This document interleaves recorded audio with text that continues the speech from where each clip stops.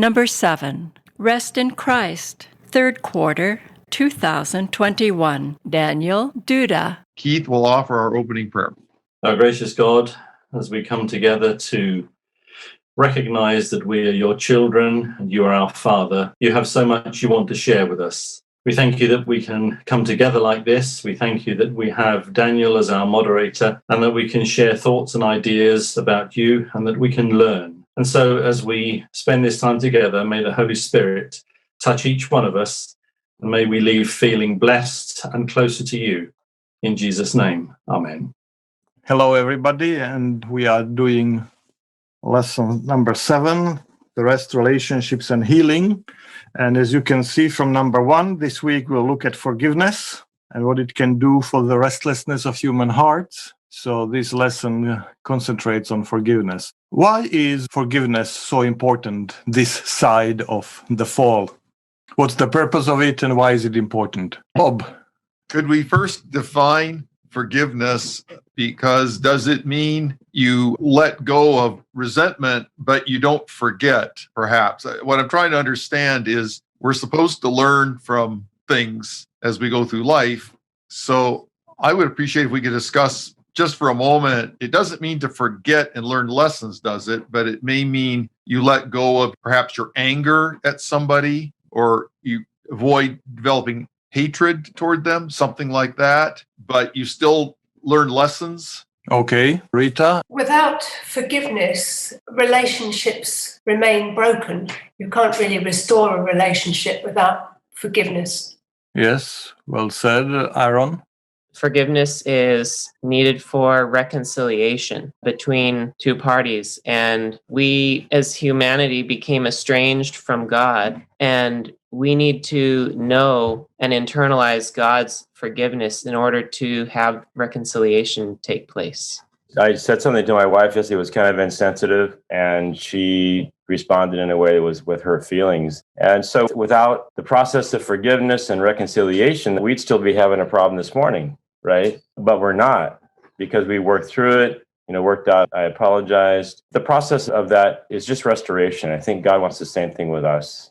Okay, thank you. And the majority of the lesson is taken by the story of Joseph. And there we will see a beautiful illustration of the difference between forgiveness and reconciliation. Terry? I think forgiveness is generally greatly misunderstood. While I agree that without forgiveness, a relationship certainly has no hope of reconciliation. However, if we neglect to learn lessons that we might have needed to learn, as Bob brought up, I submit that it's extremely dangerous to move forward with attempting to restore relationships if there is true danger there.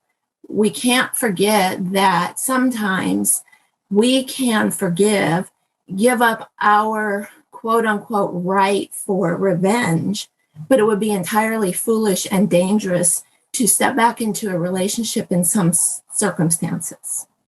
Yes. Iris? I think there's one more aspect, and that's the part of self-forgiveness. I've come across that as I'm studying chronic illnesses and the often associated self-management that is such a challenge for many patients. And when it comes, for example, to HIV/AIDS, where you have to commit basically to certain routines, to take your medications regularly and faithfully, there is the question in the literature, why do some people succeed in that and live good and full lives? And why are some struggling? And one of the things that I found is that in many of these chronic illnesses that have a component where wrong lifestyle choices have been made over years, and now they brought to such a situation as a chronic illness that you have to live with.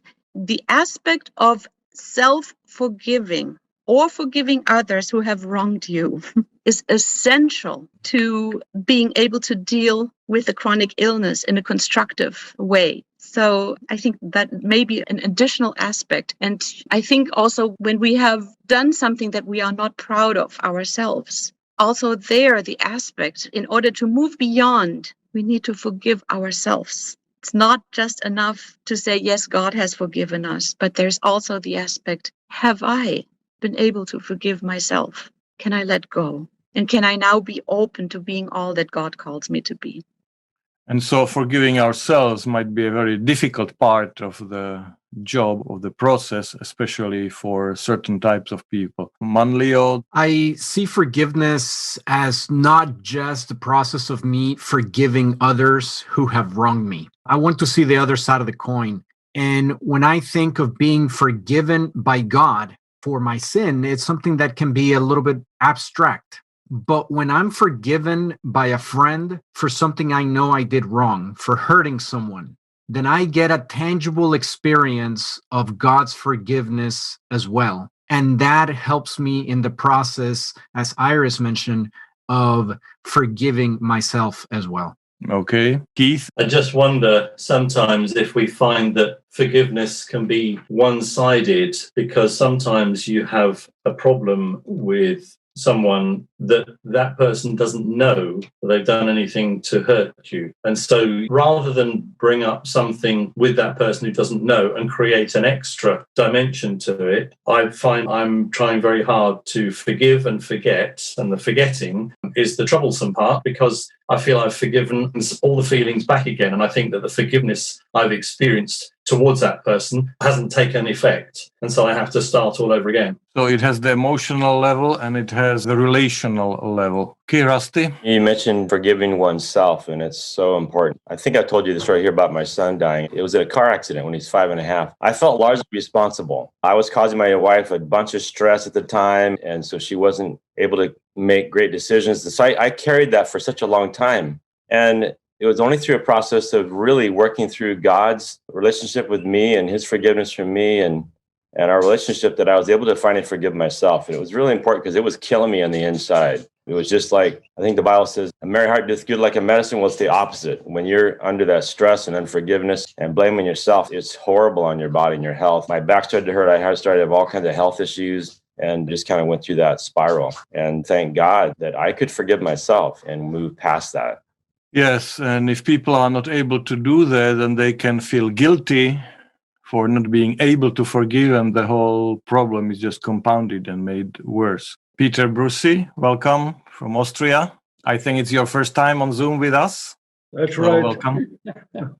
Well, we are always talking about forgiveness among us men, humans. Maybe one thought could be that, are we ready to forgive God? Because in certain occasions, God doesn't fulfill our wishes or our needs, and maybe there could come a certain thought of God is leaving us, and it could also be that we are angry about God. And especially in a situation when the humans were helpless or too small, too little to change the situation. And if God is all powerful and all good, then you feel that he had the opportunity or means to do something and he chose not to. He was absent in that situation. Ashley Fuller wrote, "To forgive is to set a prisoner free and to discover that the prisoner was you." And Dominic put in our chat, "To hold on to an anger is like to drinking poison and expecting that the other person is going to die." Bobby Joe? It seems to me that there is a different element here. When Paul talks about issues in the church, he says, if a brother offends you, go to that brother. So actually... Okay, it's Jesus. Yeah. Jesus in Matthew 18, yes. Okay, so it seems to me that the weight of responsibility in our discussion is on the person who has done the wrong to go and make it right. But I think from that perspective, the weight of the responsibility is on the person who's been wronged to be the one to go to the one who has wronged them to make reconciliation. All right. Gary?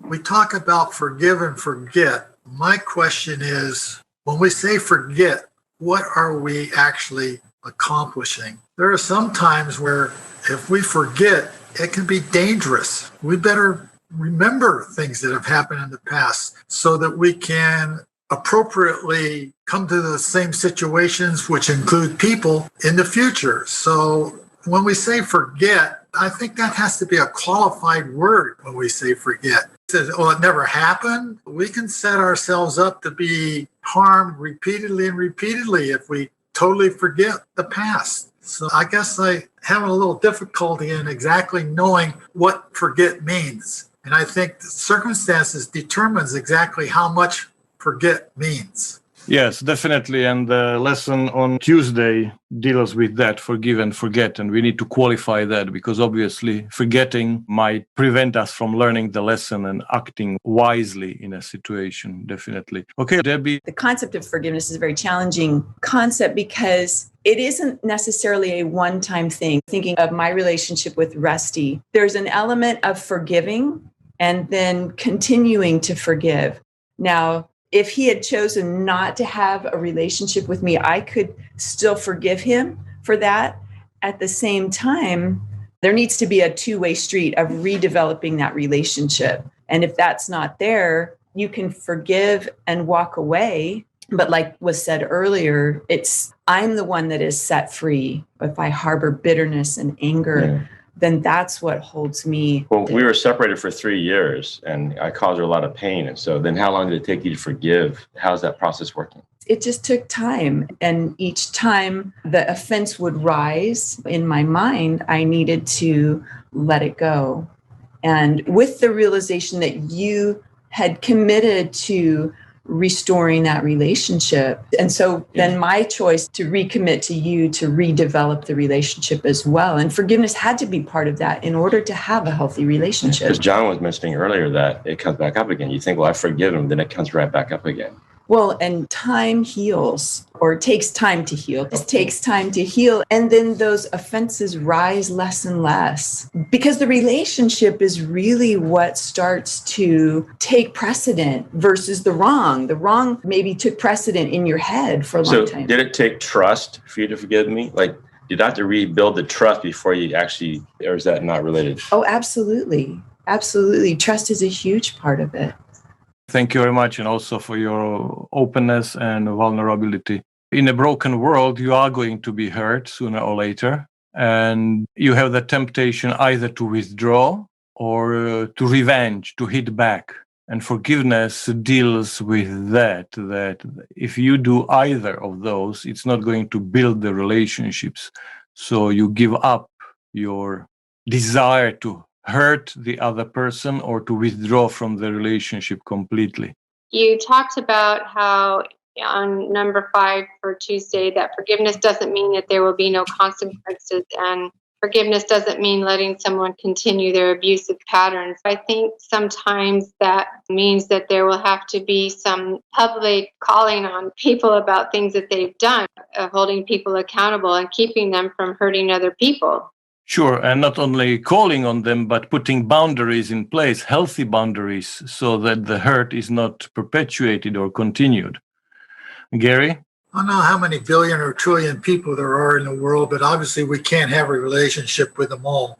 And I think there comes a time where, depending upon circumstances, that relationships take time, energy, considerable input in it. And I think there are some relationships that come to the time that we're better off, and maybe they're better off if we use our time, energies, and talents, whatever else, in another direction. So I'm not sure that all relationships are necessarily something that we need to try to foster or continue or whatever. It may be counterproductive, and it might be to the detriment of other relationships that are much more beneficial. Yep. Okay. Let's go to the story of Joseph and see what we can learn from that story for our illustration of forgiveness, and especially what the Bible is trying to teach us with that. The lesson starts on Sunday. Read first encounter between Joseph and his brothers in Genesis 42. However, if you are going to understand and appreciate what happened in Genesis 42, we need to start in Genesis 37, where the story starts. Genesis 37. Jacob had settled in the land where his father had lived as an alien in the land of Canaan. This is the story of the family of Jacob. Joseph, being 17 years old, was shepherding the flock with his brothers. He was a helper to the sons of Bilhah and Zilpah, his father's wives.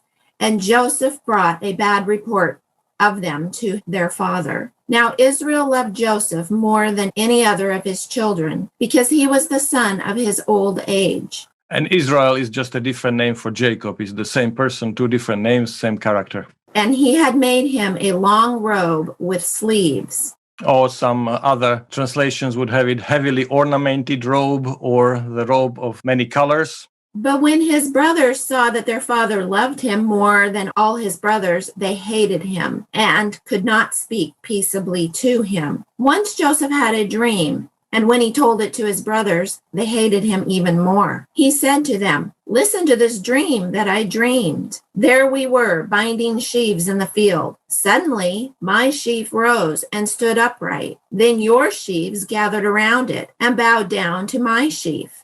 Now you understand that you are in a patriarchal society where the birth order is very important, and the seniority, the pecking order. So the older is more important than the younger. So how are the brothers going to react? His brothers said to him, "Are you indeed to reign over us? Are you indeed to have dominion over us?" So they hated him even more because of his dreams and his words. Okay, so here we have a family with some toxic relationships, which runs in the family for generations, because remember, Abraham has Isaac and Ishmael, and there is a sibling rivalry between them. And then Isaac has Jacob and Esau, and they can't stand each other, and there is a terrible sibling rivalry between those. And so when Jacob has his family, you would expect that he would say, "The buck stops with me.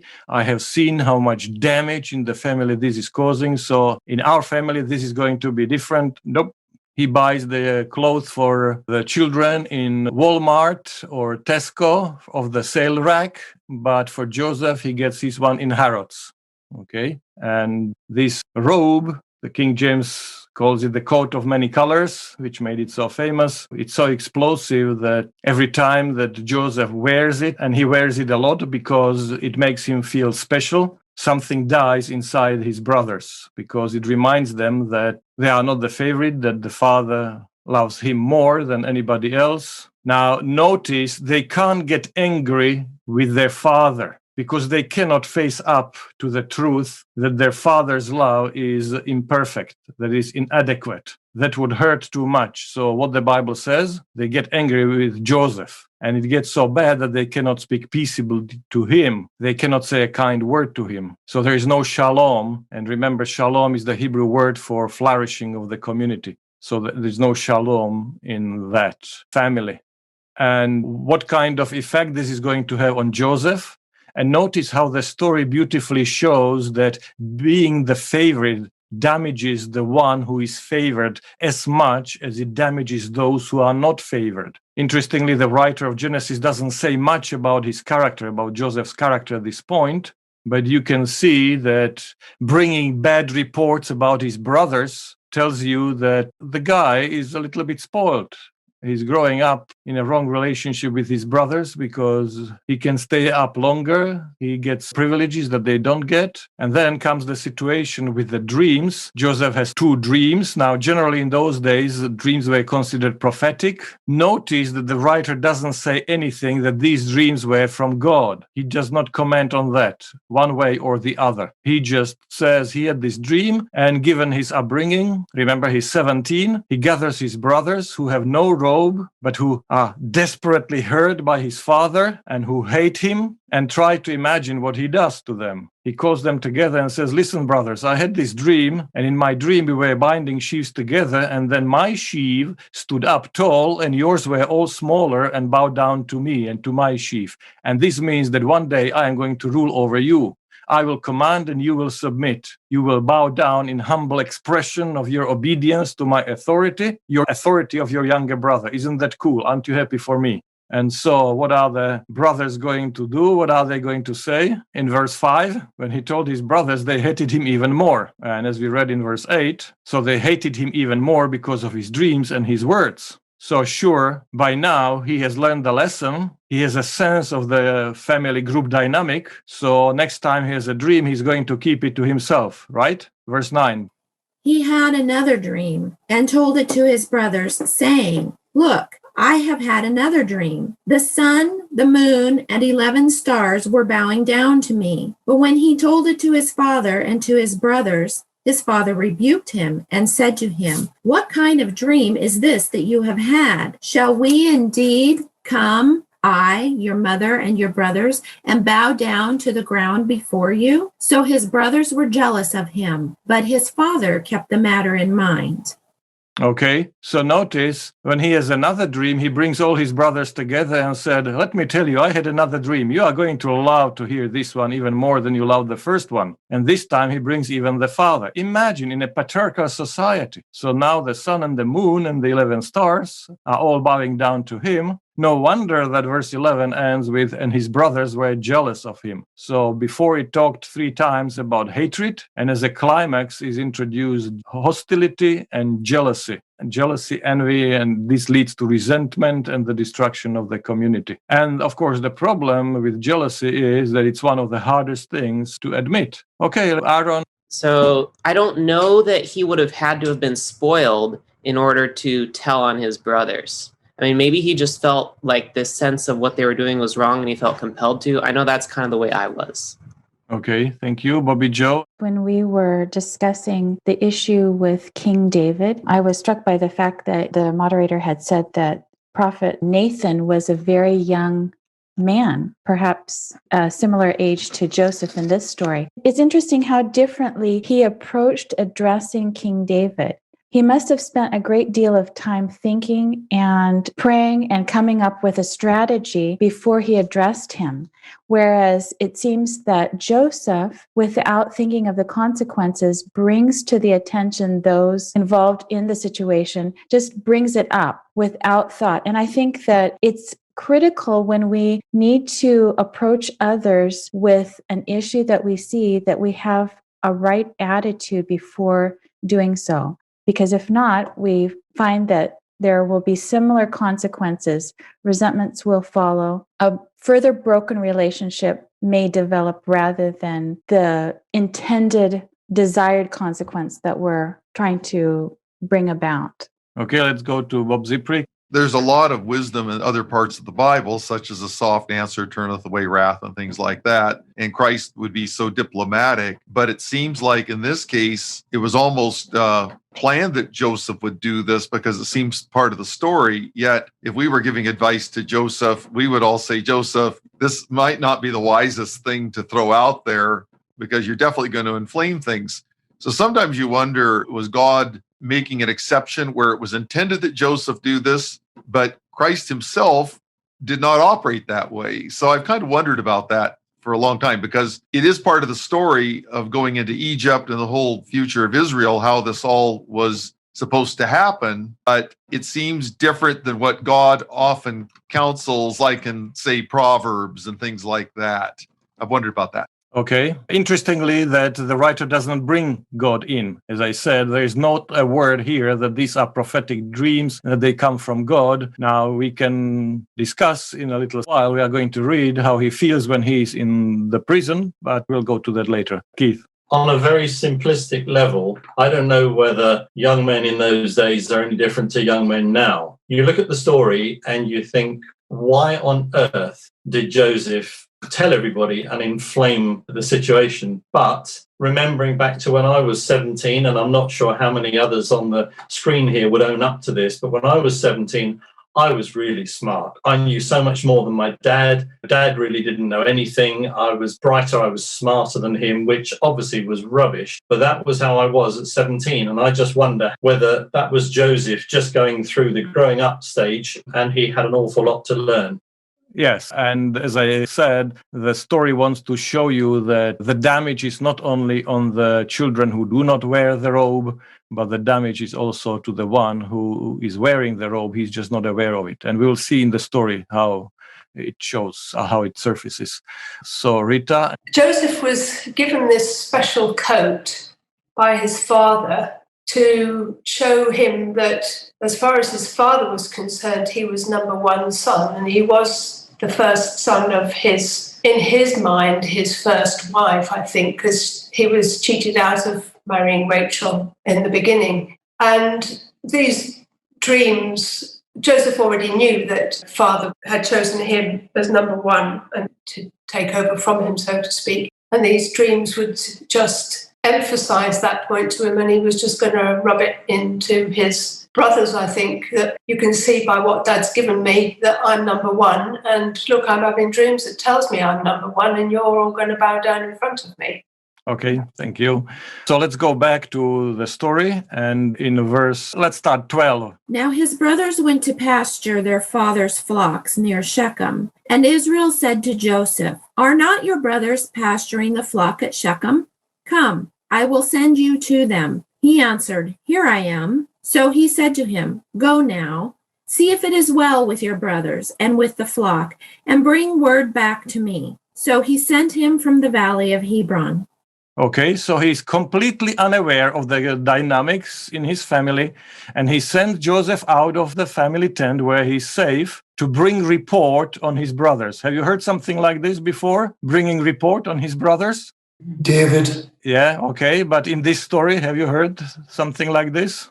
So at the beginning, he was bringing the bad report about his brothers. So let's go to verse 17, the second half, 17 and 18.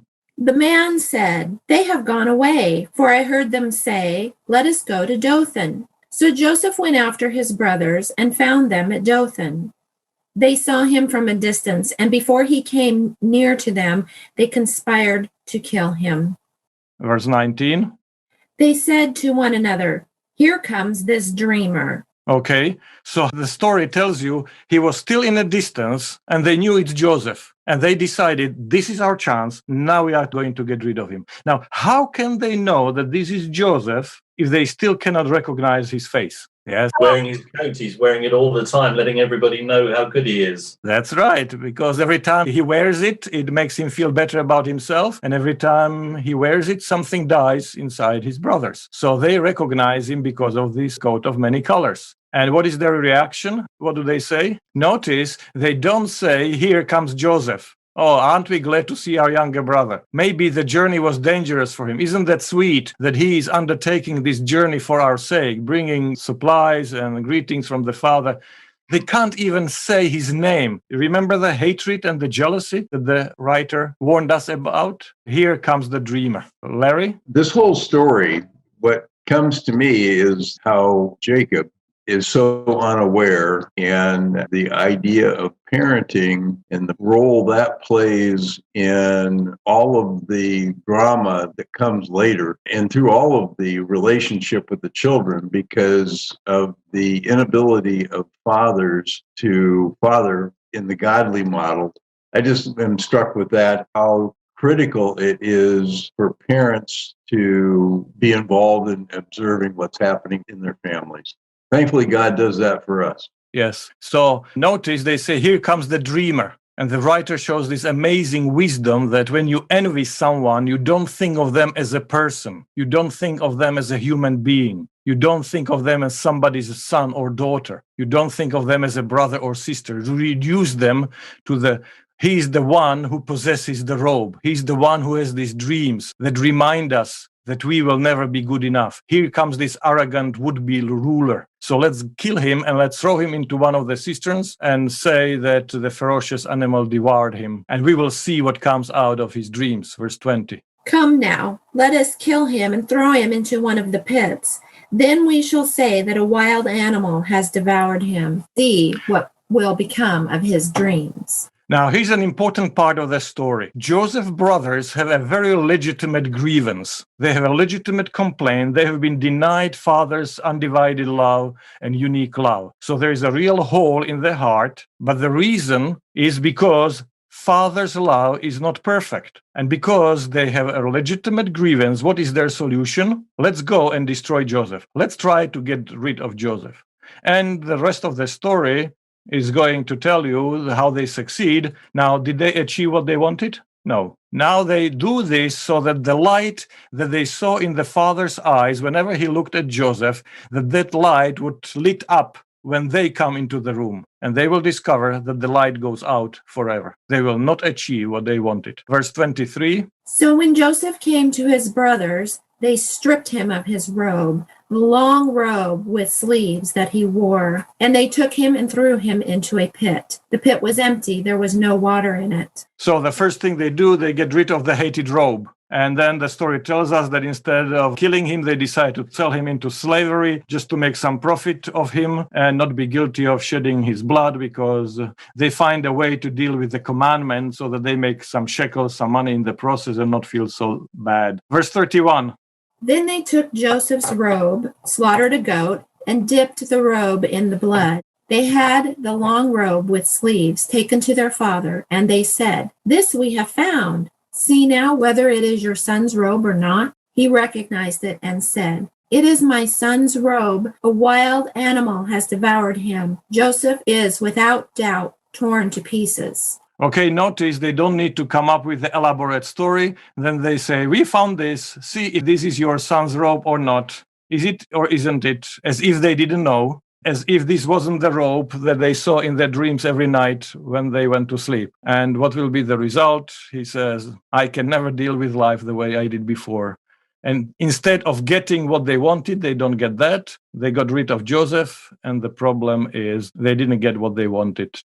Let's go to chapter 40. So Joseph gets into Egypt, then he's sold to Potiphar, and you know what happens there. There's somebody in the position of power, and she says to him, "Come on, nobody will ever know, nobody will ever discover." And in contrast with David that we discussed in the previous lessons, he says, "No way, my set of values do not allow me to behave this way." And as a result of that, he ends up in prison. You need to remember he's not in prison for 18 months or for 2 years or for 5 years. So he can start counting the days and the weeks. And when he's going to go home, he's in the prison for the rest of his life. So how would you feel when you stand up for God's values, for something which is right, and you are mistreated this way? He's there for the rest of his life. What is going to happen? And so let's pick up from chapter 40 in verse 5. Chapter 40 from verse 5. One night they both dreamed, the cupbearer and the baker of the king of Egypt, who were confined in the prison, each his own dream, and each dream with its own meaning. And listen to this. When Joseph came to them in the morning, he saw that they were troubled. So Wow.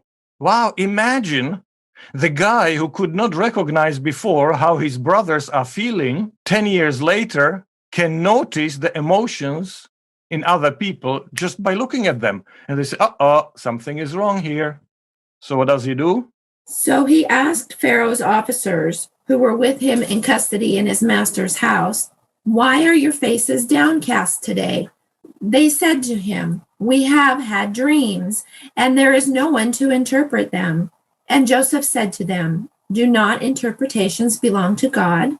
Please tell them to me." So the chief cupbearer told his dream to Joseph. He tells them the dream, and the interpretation of that is in verse 13. "Within 3 days, Pharaoh will lift up your head and restore you to your office, and you shall place Pharaoh's cup in his hand, just as you used to do when you were his cupbearer." Okay, so he's very pleased and happy about that. So the baker gets encouraged, and so he tells him his dream in verse 16. When the chief baker saw that the interpretation was favorable, he said to Joseph, "I also had a dream. There were 3 cake baskets on my head, and in the uppermost basket there were all sorts of baked food for Pharaoh, but the birds were eating it out of the basket on my head." And Joseph answered, "This is its interpretation. The 3 baskets are 3 days.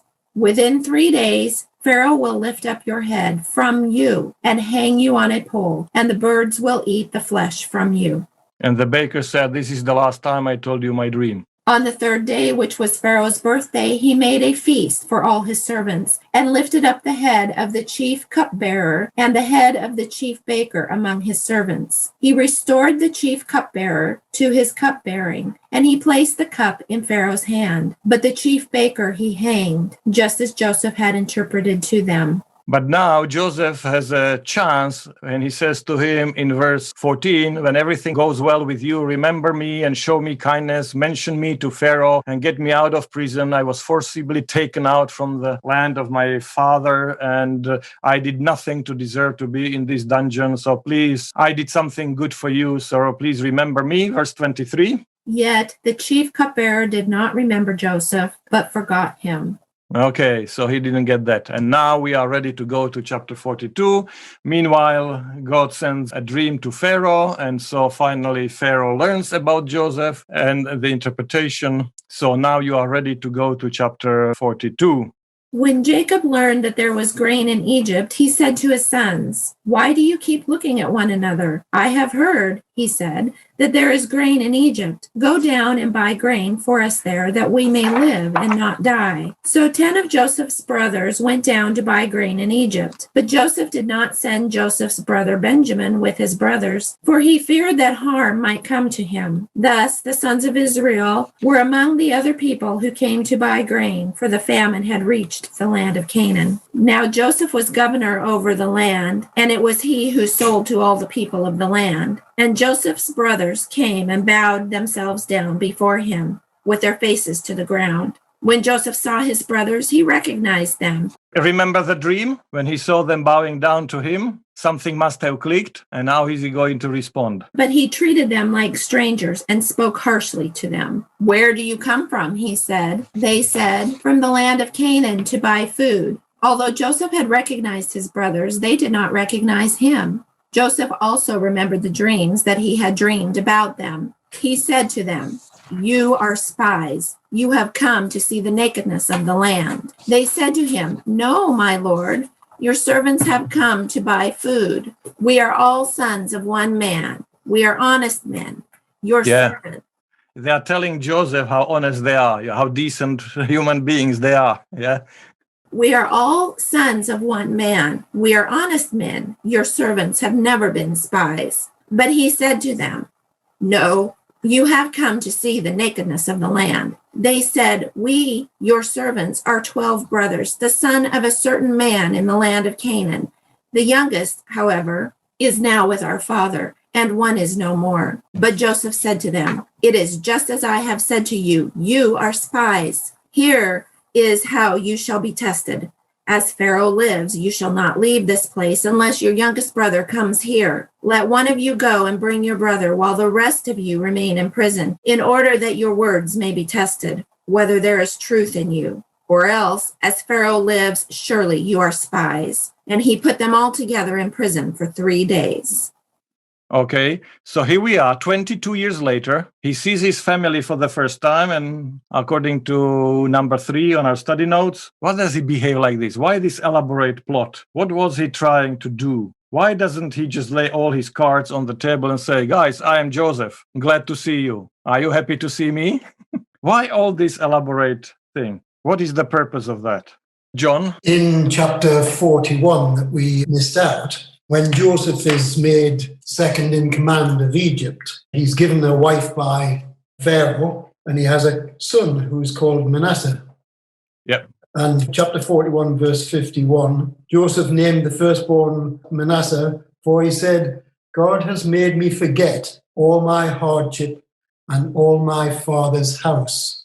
So I think if I was Joseph languishing in prison, I would be waiting for my father to come and rescue me, wondering when my father was going to arrive, because Joseph obviously didn't know the story that he learned later. And here he comes out of prison and his life changes as second in command of Egypt, and he forgets who he was. And I think he's in a decision-making time. His brothers arrive, and he's not sure how to handle it to begin with, and he's hovering on what to do. Testing the water, seeing what they're like, I think, to a certain extent, but also trying to decide the right thing to do in his life. But why is he sending them home and he puts the money back there, then he puts the cup into Benjamin's sack, etc.? Why all this elaborate thing? And when they come the second time, he sits them around the table in the birth order and he supersizes the portions of Benjamin. Why does he do that?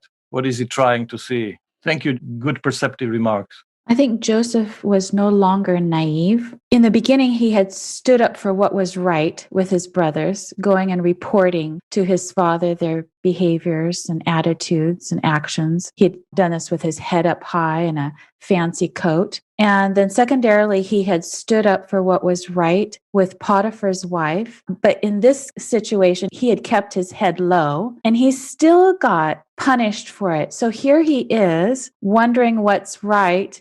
And I think he's guarded. He's not naive. He's learned how to read people's expressions, as we saw from the way he handled the cupbearer and the baker. And now he's also realizing that things could go south for him quick. And I think that he wanted to make sure before he put his head up exactly where everyone's cards were. He was a keen politician and he wasn't going to get smacked again, I think. Okay. Interesting. Jennifer? I think he was just testing their character to see if they'd changed.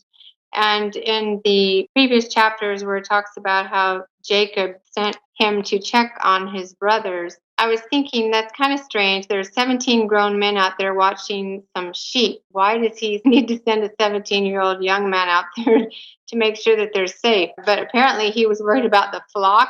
So, I mean, even the father knew that there were some problems with their characters and that they were troublesome people. But yet, I think Jacob was using Joseph to take care of his inadequacies as a father. Why wasn't he going to check on them? And why wasn't he dealing with their character issues? But I think Joseph just wanted to find out in this scheme that he set up to see if they've changed at all. Okay, thank you. And Rita? I wonder if he was testing his dream, so to speak. Just the fact that they'd turned up wasn't proof of the accuracy, if you like, of his dream or dreams. He'd had two dreams, and ultimately the whole family had got to come down and worship him, so to speak.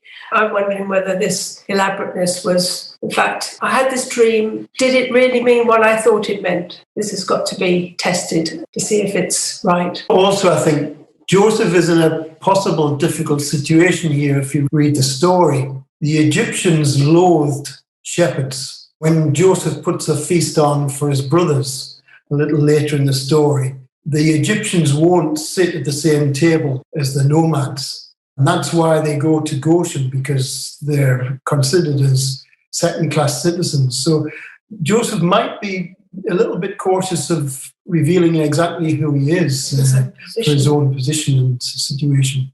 Okay. But he sees them bowing down to him, so he sees the fulfillment of his first dream. At the end of number 3, what role does the story play in the book of Genesis? Remember, you have in the Garden of Eden, you have Adam and Eve and the fall, and Adam blames Eve for what happened. And there is no record of the two of them coming and saying, I'm sorry what I did, please forgive me. That was chapter 3. In chapter 4, Cain kills Abel. And there is nothing in the story ever coming to his parents and saying, oh, I'm sorry that my impetuous behavior had something like this. Then you have Isaac and Ishmael. They are separated by hostility, but they never reconcile. Then you have Jacob and Esau, the brothers, with the envy and deceit and betrayal. Many years later, they meet in spite of the fear that Jacob has, but there is no record of Jacob ever saying to Esau, here is what I did to you, that was wrong, I confess, I repent. And ever Esau saying, I forgive you, let's stop the strife, good things happened out of this bad thing, nothing. Verse 15, notice, Joseph says to them, go home, bring your little brother, the brother whom the father loves so much, and when I see him, I know that you are telling me the truth, then I will feed you. But meanwhile, one brother needs to remain here as collateral, and the rest of you are free to go back.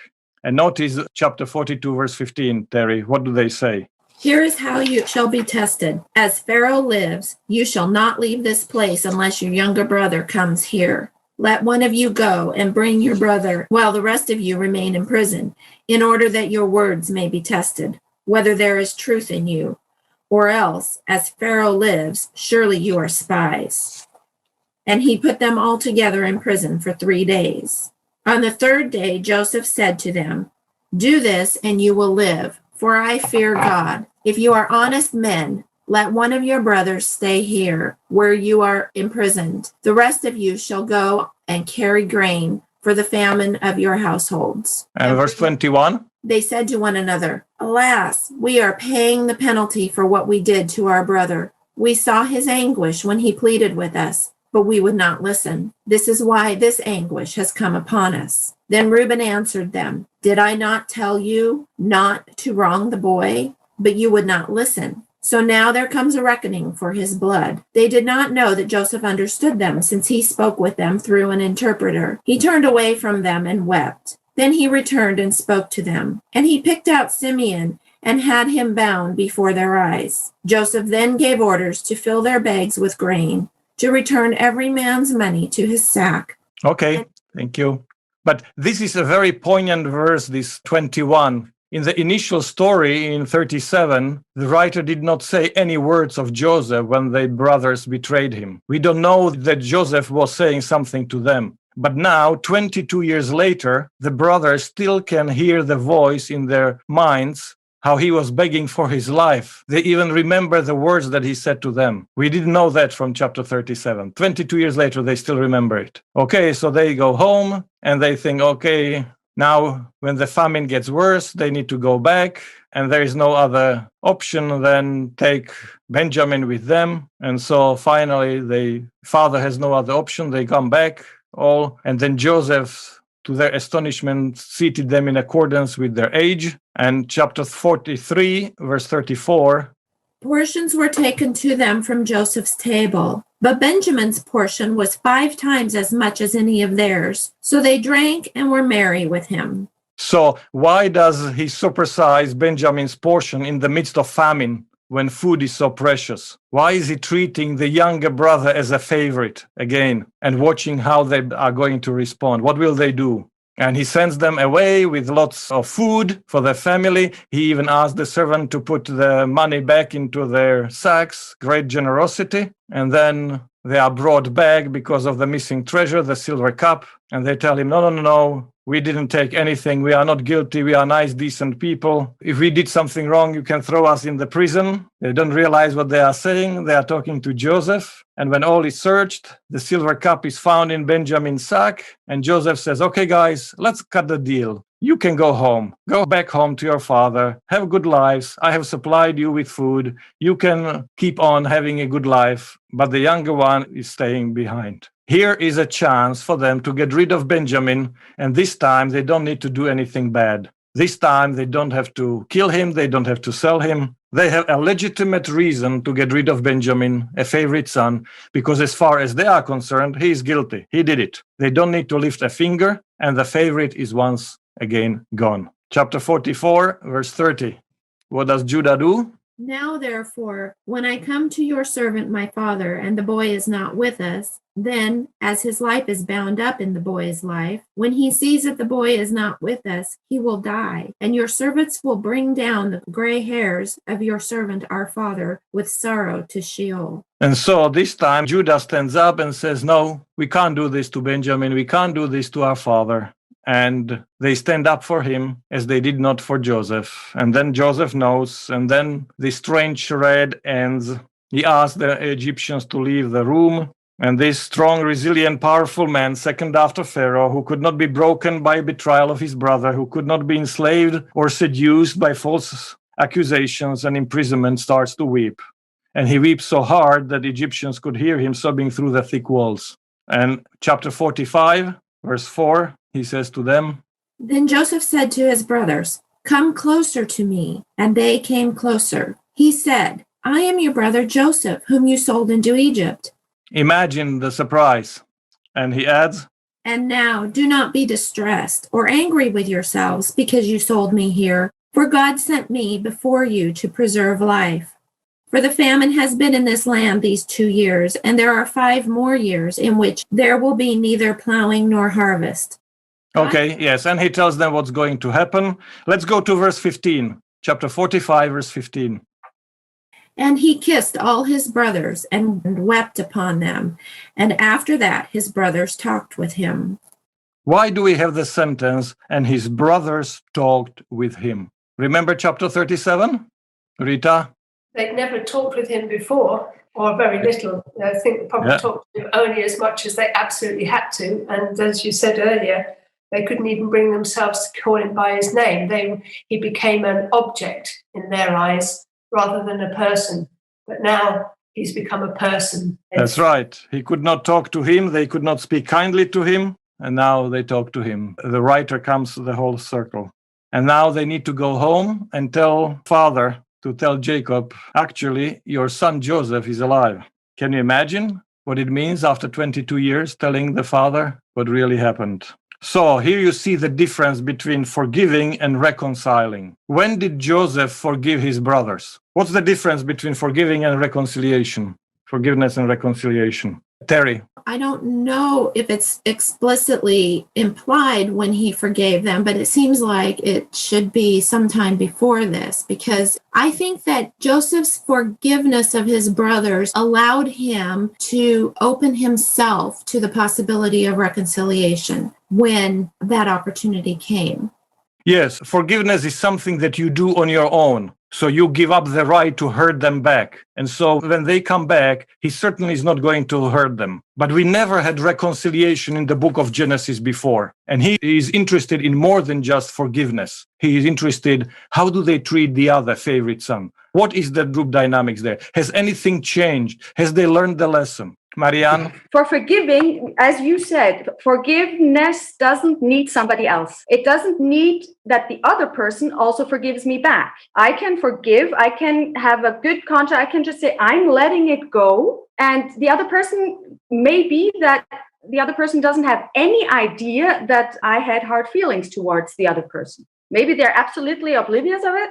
But I'm like, really, it's churning inside of me and I decide I'm letting that go. But for reconciliation, both sides have to be willing to make a step toward each other.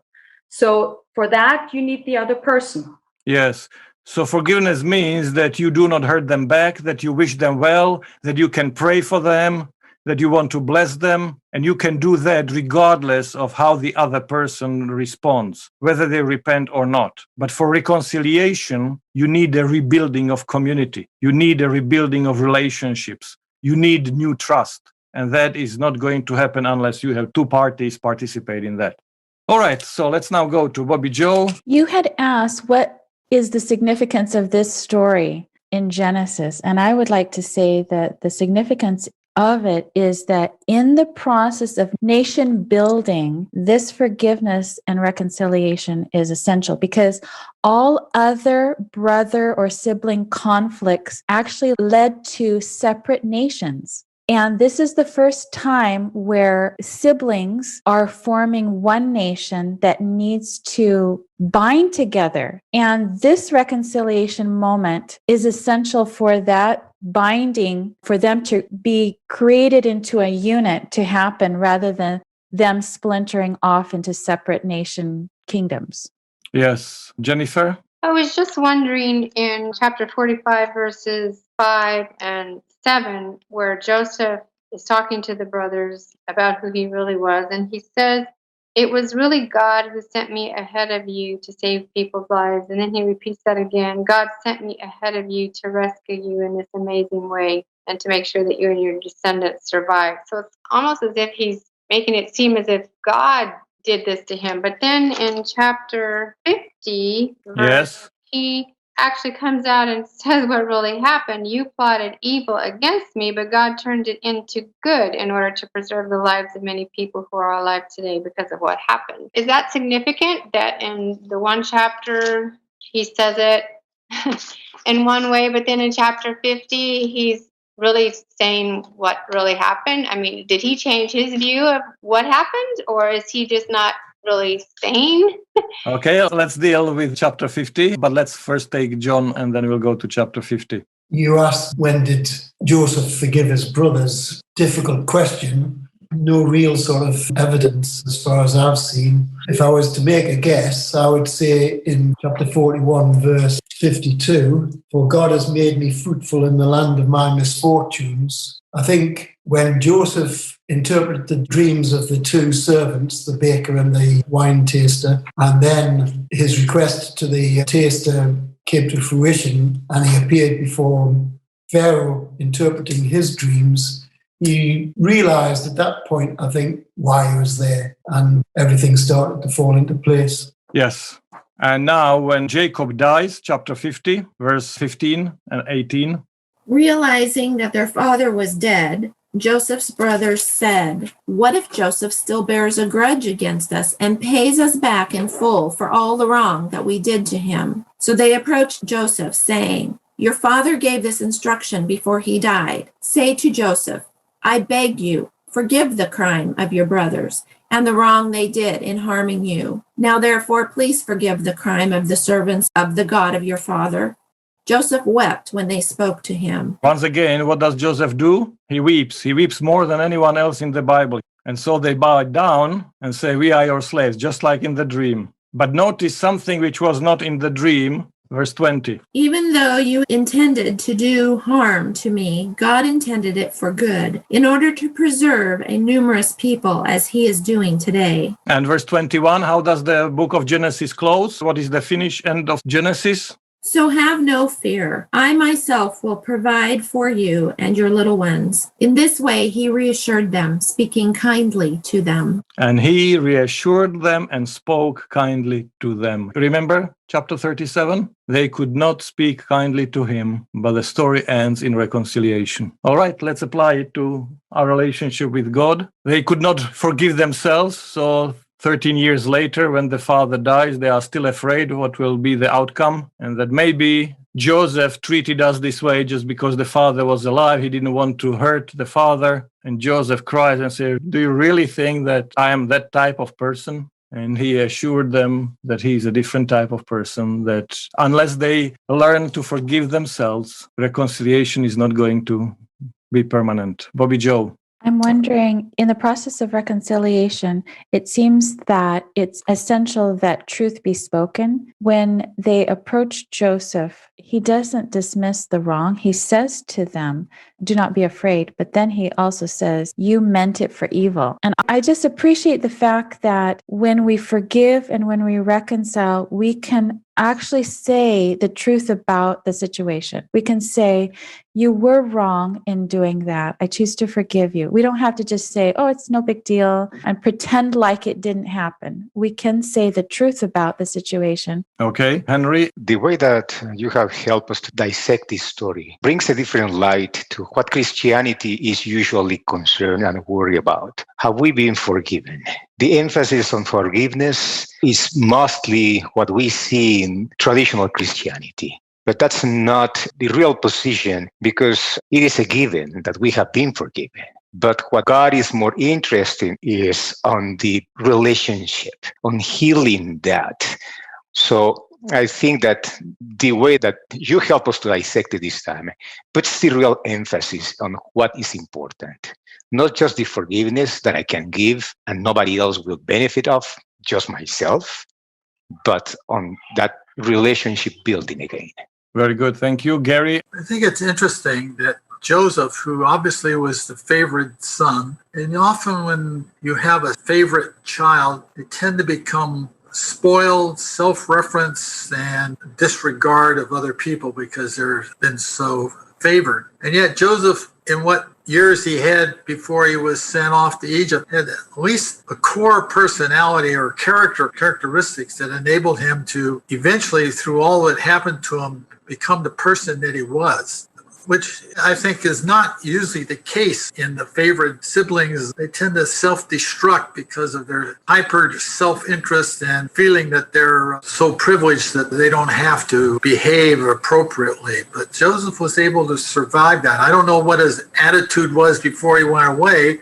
He presented his dreams and things to his brothers. I don't know if he did that in a ha, ha, ha, look at me attitude or just a matter-of-fact attitude, but obviously the brothers didn't like it. But he was able to come out of that favoritism to become a person that had incredible integrity. Okay, thank you. Ashley? Going through this story, which of course I don't know how many times I've read it, but going through it today, it's apparent to me more than ever how critical of a decision Joseph was in this point. He's at this fork in the road where he has to choose which direction he's going to take. And I'm sure there was that temptation somewhere in him, like, I have this power. I could take revenge. Let me show them.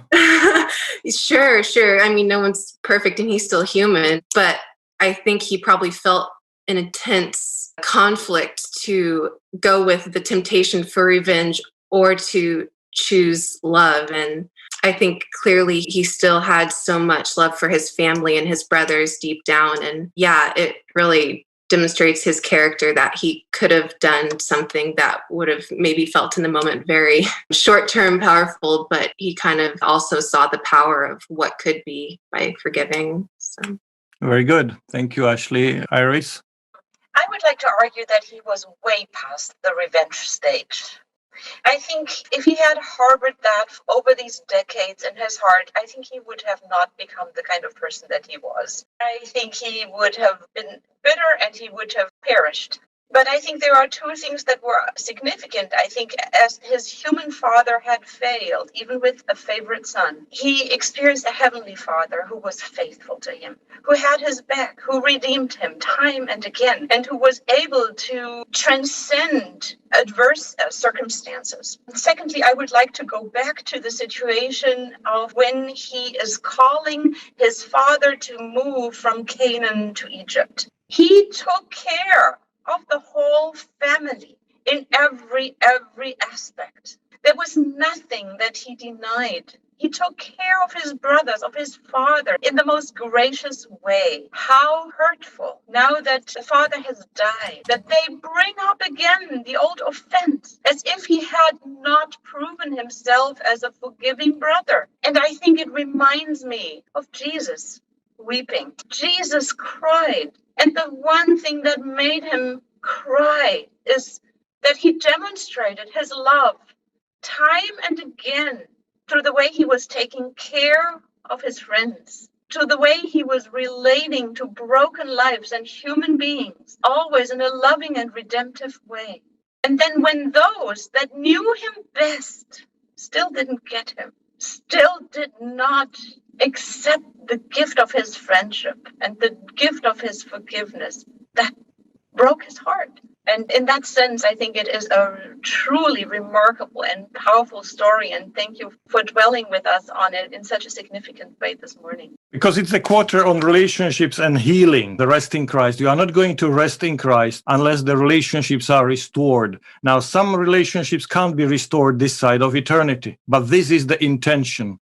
The author of Genesis wants to see not only forgiveness, he wants to see reconciliation. God wants to see restoration. Bobby Joe? Ellen White says that Joseph was a type of Christ. Going back to an earlier comment about how oftentimes when it comes to forgiveness or reconciliation, the responsibility of making that happen often falls to the one who has been hurt in the offense. Vulnerability is a very powerful position. Jesus made himself very vulnerable in the incarnation. And in doing that, he was able to reconcile the world to himself.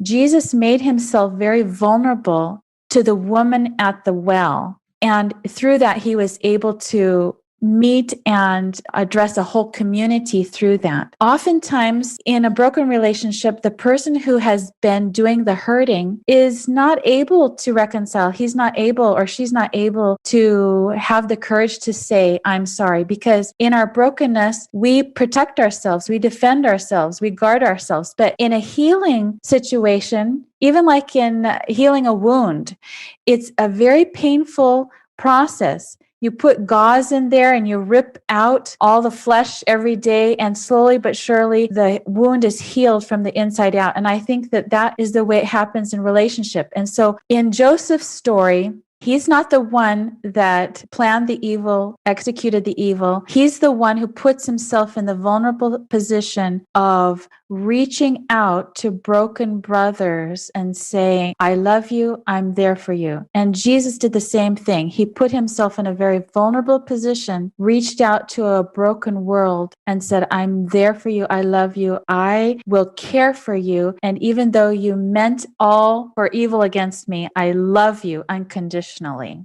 Okay, thank you. Rusty? Here, Joseph spending time in prison after Potiphar and that situation. And maybe most of us would actually take that situation and maybe blame God or whatever. I'm convinced that something happened in Joseph's life to go beyond that circumstance and to really think about what God was allowing in his life to happen for a reason. And I think he really grew in that experience. And I think that sometimes we blame God for the situations that have happened in our life. And yet through those experiences, we actually gain a view of God that we never would have gained before. For example, losing my son gave me a view of God that I would not have had maybe any other way. I don't know. But those experiences that Joseph went through, he gave us that opportunity to see, and his brothers to see in that living form, something that was actually going to help them to actually have an opportunity to change because their lives were so broken for so long. And here they have this living example of forgiveness and him reaching out for them to reconciliation, not them reaching out to him. And this opportunity for them to have this change in their life that came late, but it was still there. Yes. And so 13 years he spent between when he was sold and before he became the second in command. So something happened during those 13 years, especially in prison, that helped him to grow up of that spoiled brat situation from his family of origin. And it was 17 years that the father still lived in Goshen. I think I mentioned 13, but he was 17 when he was sold and 30 when he became the prime minister. And then the father lived for 17 more years. And so 17 years after Joseph forgave them, they still did not forgive themselves, and they need that. Is it possible that forgiveness is a sign of maturity, or that the only way that you can forgive is when you reach some level of maturity? The Bible says, "Be ye therefore perfect as your Father in heaven is perfect." If God is perfect and is mature, and if forgiveness is a sign of maturity, God's always forgiven. So it is not really something he has to do. It is something he is. So in the Lord's Prayer, where Christ is trying to get everybody to relook at everything that they've thought to be true about relationships and prayer and life throughout his whole ministry. So if that's the case, as we mature, I find in my own life, it's either because I'm older and just I don't want to spend the energy holding the grudge, or maybe it's possible I am more mature and I just forgive easier. I'm not sure which it is, but what I observe is that I'm much quicker to forgive now than I was years ago. So if those are conditions that are happening, Joseph's life, the fact that he was mature enough to become number 2 ruler in the world indicated a high level of maturity and the ability to forgive. And it is unfortunate that his family didn't understand that process so that they could have fully enjoyed being with him. To have lived another 17 years with him in total fear for what he's going to do to them must have been like living in hell for them. And that's an unfortunate part of this. And we get caught in that concern as well with our inability to accept forgiveness and therefore give it out, that we make our life the hell that we've made it. Thank you. Okay, thank you. Dennis? I once read the book by Dale Carnegie. I think it's called How to Win Friends and Influence People. Yes. And there was this chapter in there about forgiveness, strangely. I mean, I found that book very useful for my Christian journey or my Christian growth. And the way he explains it in there, which I think helped me understand possibly Jesus's view towards forgiveness and also maybe God's recommendation for us with regards to forgiveness, is he said, if you were in the person's shoes who's hurt you, okay, if you had their own particular upbringing and their own experiences, you would do exactly the same to somebody else. And so realizing that God has spared you that experience that they've had to have done what they have done to you, you would then forgive them, actually in gratitude to God, and also for having spared you that experience that they have just had and why you're having to forgive them. I thought it was quite a roundabout way of looking at it, but I think it helped me understand that forgiveness was not just to the person, but actually in gratitude to God for giving you the experiences that you have had and not to have done the same to somebody else. Thank you. Okay, so what does it mean to forgive and forget in light of this? Are we ready now to answer that? and see it from a different angle. Terry? Well, I wonder if when reconciliation has occurred between two parties, if what happened before in the hurt just doesn't enter into the equation anymore. It's not a part of the relationship anymore. When God forgives us, and he's always willing, we said that his forgiveness personified, does he forget? Does he say, oh, I can't recall, what was it? Or does he treat us as if that never happened? Larry? Graham Maxwell, I think, was kind of big on that idea, because when people talk about, oh, when we get to heaven, we won't remember. And yet his point was, yeah, we will remember because the Bible's going to be there and all of the things that happened. So it's the remembering on everybody's part. I think that's what's crucial. If we didn't remember from Sabbath to Sabbath who we are and what we're doing here, these conferences would be utter chaos. We'd have nothing to build on. And so it's our memory that enables us to build, to go forward. So if our view of the life hereafter is something way more complicated than just singing and playing harps, I think we have to remember everything that's happened to us, as well as what I need to remember what happened in David's life, what happened in Joseph's life. And it's these things that keep us as a community safe from committing them again in the hereafter. Okay, so did Joseph remember? Did the brothers remember? They all remembered, yes. 22 years later, they can recall the voice and the words, which we don't even have in the story, but they remembered it 22 years later. So obviously someone remembered in great detail every piece of this story because it is written down in incredible detail. He said, she said, they thought, they went. So remembering, I don't think is the issue. I think remembering what? I think we forget our plans of getting even. We forget our revengeful feelings. I think that's the part where we forget. It's a bit like giving birth. After doing it 3 times, I can tell you, there's something that happens when the baby's born. You forget the pain of it for the joy of what you have in your arms. And I think that's what happens in the act of forgiving and the act of reconciliation. There is a replaced emotion, the joy and the happiness in having it solved gives you something new to remember. You remember that things weren't good, but you no longer remember your plans to get revenge and your resentful feelings because they're replaced with something new, a new emotion. And you processed it in a certain way. Interestingly, Jesus says the same thing about remembering the birth, how he knew that as a male. Interesting. Rusty? So my wife loving and forgiving me isn't from amnesia. If it's because she forgot, her love would be less to me.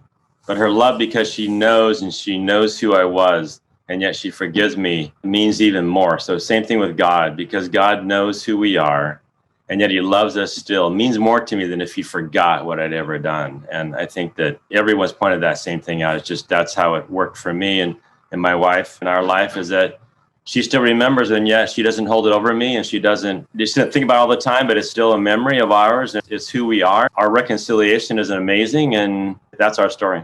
We'll never forget it. Yeah, so God, who remembers everything, he's the personification of forgiveness, not the person with Alzheimer who can't remember anything. And when we apply it to God, John Pauline wrote in the chat, when we think of God or human beings, forgiveness is a metaphor, not the real thing. The core concept of forgiveness comes from banking industry. Monetary debts can be forgiven. But implying forgiveness to either God or humans in an absolute sense would be a distortion of reality. It communicates something meaningful, but it can be easily carried to unhelpful extremes. So God is interested in restoration of relationship and restoration and healing of the community, not only individual relationship, but this web of relationships so that we have a new community. And that's what the lesson about rest, relationships, and healing is all about. Let's pray. Oh, gracious Lord, we are so thankful that you exemplify and personify forgiveness towards each one of us. That while we were sinners, you showed your willingness to treat us in such a way that would not distort and destroy our dignity, our value, but acknowledge the things which we done wrong and where we transgressed against you. We are thankful for all your forgiveness that comes into our lives, and pray that somehow we can extend that to other people, that the lessons can be learned that need to be learned, and the relationships healed and restored. Help us to be the type of community in the way we treat one another, and help us to be more effective tools of extending your love, your forgiveness, and your healing in this broken world in which we live. And we thank you that you are more willing to do this than we can express with our feeble words. In Jesus' name, amen.